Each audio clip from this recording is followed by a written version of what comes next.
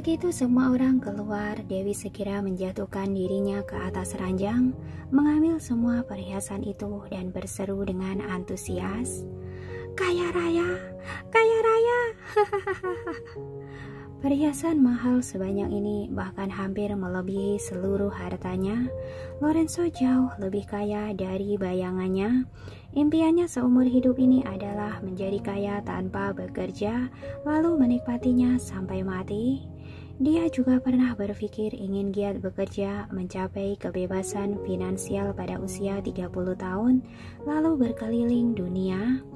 Apa impian ini akan terwujud lebih cepat? Ada orang yang bersedia menghibur dan memanjakannya seperti ini, benar-benar hal yang sangat membahagiakan. Orang itu juga tidak menyebalkan. Sebenarnya hidup seperti ini juga lumayan bersantai setiap hari, dilayani oleh begitu banyak orang, ada makanan dan minuman enak, juga ada hadiah yang bisa diterima. Lebih baik tinggal di sini saja. Dewi hampir saja terpengaruh, tapi dia segera tersadar. Bukan tidak boleh begini, kalau tetap di sini, dia harus menikah dan melahirkan anak. Melahirkan itu menyakitkan. Lalu setelah melahirkan anak, dia akan terjebak selamanya dan tidak bisa bepergian lagi. Dia menyukai kehidupan yang bebas, tidak suka dikekang, diatur, juga lingkungan penuh intrik dan perseteruan ini. Dewi sering melihat keluarga besar seperti ini, selalu dipenuhi oleh pertikaian, semua kerabatnya berniat buruk dan akan langsung masuk jebakan kalau tidak berhati-hati. Selain masalah pengobatan, dia tidak ingin menghabiskan pemikirannya untuk menghadapi perseteruan dengan orang lain setiap hari. Bahkan baru berlalu beberapa hari sudah muncul Semimor dan Wakti. Entah siapa lagi yang akan datang kelak. Saat memikirkan ini, Dewi kembali meletakkan perhiasan itu. Meski mencukai uang, tetap harus didapatkan dengan halal. Dia tidak boleh menginginkan yang tidak selayaknya dia dapatkan. Dia bisa mematok biaya pengobatan yang mahal ditambah berbagai macam biaya lainnya. Tapi semua itu memang layak dia dapatkan. Itu adalah hasil kerja kerasnya, dia pantas dan layak mendapatkannya. Sedangkan semua ini berbeda. Lorenzo memberinya hadiah jelas karena menyukainya dan ingin berpacaran dengannya. Karena dia sudah memutuskan untuk pergi, maka tidak seharusnya menerima semua ini. Saat sedang memikirkan ini, terdengar suara pintu dibuka. Lorenzo berjalan masuk dengan elegan, sorot matanya terlihat lembut. Suka. Dewi segera duduk di ranjang, matanya terus menatap ke arah perhiasan-perhiasan itu. Sangat suka. Baguslah kalau suka. Lorenzo tersenyum. Pilihlah satu untuk digunakan saat menghadiri acara perjamuan malam nanti. Hah? Dewi tertegun. Kamu mau mengajakku menghadiri acara perjamuan malam? Iya. Lorenzo mengangguk. Jangan takut, ada aku. Tidak ada orang yang berani menindasmu. Bukan. Dewi buru-buru mengembalikan semua perhiasan itu. Aku tidak bisa menerima semua ini. Lorenzo menatapnya dengan bingung. Tidak bisa menerima bayaran tanpa bekerja, ujar Dewi dengan lugas. Aku tidak bisa menerima hadiah mahal darimu tanpa alasan apapun. Kamu adalah tunanganku. Wajar kalau aku memberimu hadiah. Lorenzo mengenyitkan alisnya. Apa kamu tidak suka? Bukan, aku sangat suka. Dewi terus menatap perhiasan itu dengan perasaan tidak rela. Tapi aku tidak bisa menikah denganmu. Hadiah ini tidak ada kaitannya dengan pernikahan, ujar Lorenzo dengan serius dan tegas. Kalau kamu suka, terimalah. Kalau tidak suka, buang saja. Tapi Dewi bergumul di dalam hatinya saat melihat semua perhiasan itu. Lorenzo langsung membuang semua perhiasan itu keluar jendela saat melihatnya bimbang. Hei, Kamu sudah gila. Dewi terkejut dan bergegas ke arah jendela. Semua perhiasan itu jatuh ke dalam salju yang tidak jauh dari sana dan sudah tidak bisa ditemukan lagi.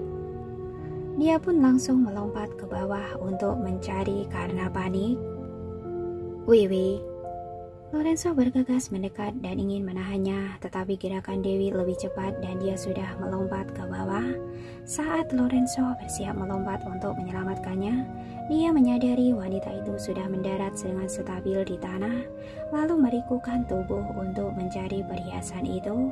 Meski hanya lantai 2, tetap saja berjarak 12 meter karena bangunan kastil yang tinggi, dan gadis itu malah baik-baik saja. Salju di luar dengan suhu minus belasan derajat itu sudah memenuhi tubuhnya. Dia hanya mengenakan gaun dari kain kasa yang tipis, tetapi seperti tidak merasa dingin sama sekali dan hanya sibuk mencari perhiasan itu. Dia juga berlari sigap ke kanan kemari di tanah berlas salju dengan kaki telanjang, sama sekali tidak seperti gadis lemah yang sedang terluka. Selain itu sosoknya ini seperti sedikit familiar. Lorenzo menatapnya sambil menyipitkan mata, tatapan matanya tampak rumit. Aduh, Nona Wiwi. Saat ini Nola sudah berlari mendekat dengan panik sambil membawa mantel. Pakaian Anda begitu tipis. Sedang mencari apa di sini? Cepatlah masuk. Anda bisa masuk angin. Aku sedang mencari perhiasan. Idiot menyebalkan itu melempar beberapa perhiasan. Aku tidak bisa menemukannya. Dewi yang panik mengucapkan perkataan itu tanpa memikirkannya. Lorenzo yang berada di lantai atas semakin mengenyitkan alisnya setelah mendengar kalimat ini. Cepatlah masuk. Aku akan menyuruh orang mencarinya. Aku jamin tidak akan ada yang hilang. Nola memakaikan mantel pada Dewi lalu membujuknya masuk. Di sini dingin, jangan sampai kedinginan. Nanti malam Anda harus menghadiri acara perjamuan malam bersama Tuan. Perjamuan malam apa? Aku tidak mau. Dewi masih memikirkan perhiasan itu, yang ada di matanya hanyalah uang. Dewi langsung bergegas mendekat saat melihat batu topas yang berkilauan di tanah bersalju dan memungut seutas kalung batu topas lalu kembali melanjutkan pencarian perhiasan lainnya. Nola tidak berdaya, dia terpaksa memanggil beberapa pengawal untuk mencari bersama. Segera mereka semua pun menemukan banyak perhiasan yang telah dilempar itu. Dewi menghitung ada 7 buah. Dia tidak tahu ada berapa banyak yang dilempar Lorenzo. Pokoknya pria itu mengambil 2 kotak dengan asal lalu melemparkannya keluar. Dia segera memeluk perhiasan itu lalu naik ke atas untuk mencocokkannya. Nola menyuruh beberapa pengawal untuk mencari di tanah bersalju itu, kemudian memapah Dewi kembali ke villa. 2 pelayan segera datang dengan membawa mantel untuk menghangatkan tubuhnya yang kedinginan. Saat hendak naik ke atas, Dewi melihat Lorenzo yang turun dengan elegan. Dia pun bertanya dengan kesal, "Dasar brengsek, kenapa melemparnya?" "Aku melemparnya karena kamu tidak suka." Lorenzo sangat tenang, seperti hal ini tidak layak untuk dibahas. "Kamu sudah membuangnya. Jadi ini adalah milikku, karena aku yang memungutnya." Dewi memeluk perhiasan itu, seperti takut pria itu akan merebutnya lagi. Lorenzo mengangguk dan tidak berkata apapun lagi. "Hah?" Dewi memelototinya sekilas lalu bergegas naik ke atas untuk mencocokkan perhiasan itu. Semuanya sudah ditemukan, hanya sebuah cincin batu rubi saja yang hilang. Dewi bersiap untuk melompat lagi, tetapi Nola segera mencegahnya. "Astaga, tinggi tempat ini setidaknya ada belasan meter. Anda bisa berluka kalau melompat seperti ini." "Bagaimana mungkin? Tadi aku juga..." Dewi tertegun sebelum menyelesaikan perkataannya saat melihat Lorenzo melempar perhiasan mewah itu keluar. Dia pun panik dan langsung melompat dari jendela tanpa memikirkan apapun. Namun jelas-jelas ia sedang berperan sebagai gadis lemah yang mengalami luka tembak, tapi ia langsung berubah menjadi begitu energik. Apakah Lorenzo akan mencurigainya? Nona Wiwi, dengarkan aku. Segeralah berganti pakaian dan temani Tuan sarapan. Aku akan menyuruh orang mencari cincin batu rubi itu. Nola berusaha membujuknya. Kulihat sepertinya Tuan merasa sedikit kesal. Anda bujuklah dia. Hah? Dewi tidak bisa berkata-kata. Dia sudah membuang perhiasan itu. Aku saja tidak marah. Kenapa dia yang marah? Ini. Sudahlah, jangan bahas ini. Cari barangnya dulu. Dewi menyimpan perhiasan-perhiasan itu, memakai boot musim dingin dan mantel, lalu keluar untuk mencari cincin batu rubi itu. Itu akan menjadi miliknya kalau berhasil ditemukan olehnya. Lorenzo sedang minum kopi di ruang makan saat melihat Dewi turun. Dia mengira wanita itu datang untuk menemaninya sarapan, tetapi tidak disangka wanita itu langsung keluar. Nola mengikuti dari belakang sambil mengingatkan dengan panik. Nona Wiwi, angin di luar sangat kencang. Berhati-hatilah. Dewi tidak menoleh sedikit pun dan langsung menghilang. Lorenzo tidak bisa berkata-kata. Wanita ini benar-benar tidak bisa dibiarkan. Sudah diberikan bunga dan perhiasan, dia bahkan tidak terharu, malah menyulitkan dirinya sendiri. Sepertinya dia tidak suka perhiasan. Benar juga, dia memang bukan wanita biasa. Tentu saja tidak bisa dihadapi dengan cara biasa. Tuan, waktunya hampir tiba. Jeff datang untuk mengingatkan. Ada rapat penting pukul 10. Ketiga keluarga harus hadir. Lorenzo mengeletakkan gelas kopinya, lalu berdiri dan mengenakan mantel, kemudian berjalan ke arah luar. Jeff mengikuti dari belakang, mobil pun sudah siap di luar. Lorenzo berjalan keluar, tetapi saat bersiap menaiki mobil, dia melihat Dewi yang sedang meringkuk di bawah mercusuar yang tidak jauh darinya, seperti sedang mencari sesuatu. Nola membujuk dengan panik. Nona Wiwi, cepatlah pakai mantel. Anda bisa masuk angin. Dewi tidak bergeming, ia memegang tongkat di tangannya dan terus membongkar salju untuk mencari sesuatu. Bukankah sudah ketemu? Sedang mencari apa lagi di sini? Lorenzo bertanya pada pengawal yang berjaga di samping. Tuan, sepertinya ada sebuah cincin batu rubi yang masih belum ditemukan. Jawab pengawal itu dengan hormat. Lorenzo enggan menanggapinya dan bersiap memasuki mobil, tetapi pada saat ini tiba-tiba seorang pelayan menjerit. Cepat lihat! Lorenzo melihat ke sumber suara, ada seekor tupai putih yang sedang bermain di dahan pohon sambil memeluk batu rubi. Sepertinya tupai itu mengira itu makanannya. Ia menggigit beberapa kali. Setelah tidak berhasil, ia pun menatap batu rubi itu sambil termangu. Pantas saja, tidak ketemu. Ternyata kamu mengambilnya. Dewi menatap tupai itu dengan riang lalu mengulurkan tangannya. Patuh, cepatlah ke sini. Bagaimana mungkin? Hewan akan patuh. Nona Wiwi, tenang saja. Aku segera minta orang menangkapnya.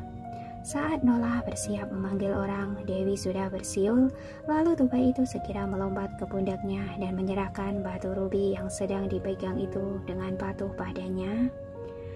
Bagus. Dewi menerima batu rubi itu dengan gembira, lalu mengelus lembut kepala mungil tupai itu. Kamu sangat cantik. Tupai putih sangat jarang terlihat, seharusnya ia keluar di cuaca dingin seperti ini untuk mencari makanan, tetapi malah menjadikan batu rubi sebagai makanan secara tidak sengaja. Cepat, ambilkan sedikit kacang pinus untuk si manis ini, ujar Dewi. Baik, pelayan segera pergi untuk mengambilnya. Saat melihat ini, tatapan mata Lorenzo terlalu rumit. Tidak disangka Nona Wiwi juga bisa memanggil hewan. Tiba-tiba Jasper mengucapkan kalimat penuh arti. Memanggil hewan apanya? Hanya seekor tupai saja. Lorenzo menanggapinya dengan samar lalu bersiap memasuki mobil. Saat ini Dewi datang sambil menimang tupai putih dan batu rubi itu. Lorenzo terus menatapnya, tetapi Dewi sama sekali tidak mempedulikannya. Ia sedikit kesal lalu menarik pandangannya dengan dingin bersiap menaiki mobil. Tuan. Saat ini Jeff datang dengan membawa 2 kotak melapor dengan hormat. Ini perhiasan yang Anda pesan. Juga ada beberapa set perhiasan yang akan dilelang. Akan dikirim dalam beberapa hari lagi. Perhiasan? Mata Dewi langsung berbinar begitu mendengar kata ini. Dia mendekat dengan langkah cepat. Apa ini? Nona Wiwi, ini perhiasan yang Tuan pesan untuk Anda. Jeff membuka kotak itu. Di dalamnya ada seutas kalung berlian yang berkilauan. Batu utamanya sebesar 36 karat yang dikelilingi berlian-berlian kecil di sekitarnya, bagai bintang di langit begitu bersinar dan indah. Wah! Dewi menatap kalung itu. Berbagai perhiasan yang dia miliki tidak ada yang seindah kalung berlian ini. Benar-benar sangat indah. Berapa harganya? Aku tahu Nona Wiwi akan suka. Kembalikan. Lorenzo tiba-tiba menyela perkataan Jeff. Hah? Jeff tertegun. Tuan, ini... Kenapa? Dewi juga tertegun. Bukankah kamu tidak menyukai perhiasan? Lorenzo menatap dingin ke arahnya. Kamu menolaknya saat aku memberikannya tadi pagi. Karena tidak suka. Untuk apa memaksakan diri? Aku... Dewi sangat ingin berkata, aku suka, tapi dia tidak bisa mengatakannya. Lorenzo yang sudah kesal pun langsung masuk ke mobil tanpa mempedulikannya. Heh? Jeff masih diam di tempat dan tidak tahu harus melakukan apa. Disuruh kembalikan. Kamu kembalikan saja. Setelah berbisik di telinga Jeff, Jasper pun ikut memasuki mobil. Jeff terpaksa menutup kotak itu dan meminta Wesu mengembalikannya. Kamu sudah tahu cara mengurusnya. Tahu. Wesu menerima perintah sambil menganggukkan kepalanya. Aku akan mengembalikannya sekarang. Kemudian Wesu pergi membawa kotak itu bersama beberapa orang. Dewi menatap kotak itu dengan tatapan tidak rela. Namun dia menghibur dirinya di dalam hatinya. Dia sudah mendapatkan 7 set perhiasan. Tidak masalah kalau tidak mendapatkan kalung ini. Tidak boleh menjadi orang yang terlalu serakah. Sayang sekali, ujar Jeff sambil menghela nafas. Ini kalung pusat galaksi yang hanya ada satu-satunya di dunia. Tuan berusaha keras baru bisa membelinya. Harganya 300 juta. Apa? Dewi melebarkan matanya karena terkejut. Kamu bilang harga kalung ini 300 juta? Dolar Amerika atau... Tentu saja dolar Amerika. Jeff merasa sedikit sedih. Sekarang langsung dikembalikan. Uang jaminan juga tidak bisa kembali lagi. Dewi termangu 300 juta dolar. Lalu berapa harga semua perhiasan ini? Dia bertanya terbata-bata karena emosional. Kalau ketujuhnya dijumlahkan, setidaknya lebih dari 90 juta, tidak sampai 100 juta, kata Jeff. Ketujuh perhiasan ini langsung dibeli dari perusahaan perhiasan. Sedangkan pusat galaksi ini adalah barang koleksi seorang rekan Tuan. Tuan sendiri yang memintanya. Dia baru rela menjual kalung ini pada kita. Kaki Dewi langsung lemas, hampir saja terjatuh ke lantai. Nona Wiwi, Anda kenapa? Nola yang panik segera memapahnya. Apa lutut Anda kedinginan? Cepat, segera papa Nona masuk. Bibir Dewi bergetar, dia sudah tidak bisa menangis ataupun mengatakan apapun. Nola yang panik segera memapah Dewi masuk ke rumah. Dia bertanya penuh perhatian, Perlukah memanggil dokter? Dewi tercekat, dia tidak bisa mengucapkan apapun. Dia benar-benar menyesal. Kenapa dia harus bersikap angkuh saat Lorenzo memberinya perhiasan? Kalau diberikan seharusnya ia terima saja dengan senang hati. Kenapa harus menolak apanya yang meski menyukai uang, tetap harus didapatkan dengan halal? Benda yang diberikan juga halal. Dia juga tidak mencuri maupun merampok. Kenapa tidak boleh diterima? Dewi, memangnya harga diri itu bisa mengenyangkan perut? Jangan bersikap bodoh seperti ini lagi. Makin dipikirkan, Dewi makin menyesal dan sedih hingga tidak berselera makan dan hanya berbaring kesal di kamarnya saja. Nola yang mengira dia flu karena kedinginan pun menyiapkan teh buah hangat dan menyuruh pelayan memanggil dokter. Dewi mengusir mereka semua. Ia hanya ingin berbaring sendirian di kamar. Dia harus introspeksi dengan baik sebenarnya apa yang sedang dipikirkan otaknya yang bodoh ini. Saat siang hari, Nola yang mengantarkan makan siang bertanya dengan hati-hati, "Nona Wiwi, bagaimana perasaan Anda? Masih ada yang tidak nyaman? Ingin minum obat?" "Aku tidak apa-apa." Dewi yang merasa sedikit lapar akhirnya bangun dan makan. "Baguslah kalau tidak apa-apa." Nola menghela nafas lega. "Setelah makan, pilihlah gaun dan perhiasan untuk acara perjamuan malam. Kita akan berangkat jam 5. "Perjamuan malam apa? Aku tidak mau pergi." Dewi sama sekali tidak tertarik. "Tuan sangat jarang menghadiri acara perjamuan malam. Bahkan mengajak Anda ikut serta juga. Ini penampilan pertama Anda di publik. Sangat penting. Ayo." Nola membujuknya seperti membujuk anak kecil. "Aku..." Saat ingin menolak lagi, Dewi berpikir dia tidak bisa terus-menerus berada di dalam kastil ini. Mungkin saja dia bisa berkesempatan melarikan diri kalau menghadiri acara perjamuan malam.